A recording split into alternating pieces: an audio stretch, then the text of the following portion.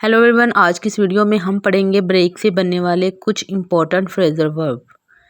पहला phrasal verb है break away. इसका मीनिंग है अलहदा हो जाना या भाग जाना। Bangladesh broke away from Pakistan in 1971।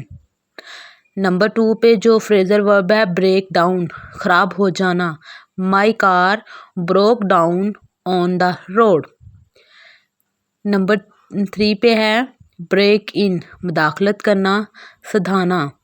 He can break in the house hours in no time. He stood up and broke in my speech. Number 4 पे जो फ्रेजल वर्ब है ब्रेक इन टू, इसका मतलब होता है नकब लगाना। इससे जो सेंटेंस बनता है, जो ये फ्रेजल वर्ब जो सेंटेंस में इसे कैसे यूज़ करते हैं, the thief broke into the house last night.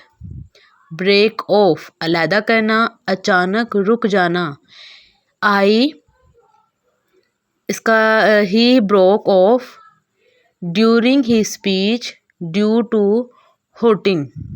Pakistan broke off with India over Kashmir issue. Break out, पहलना या पھوٹنا। Malaria broke out in the city last year.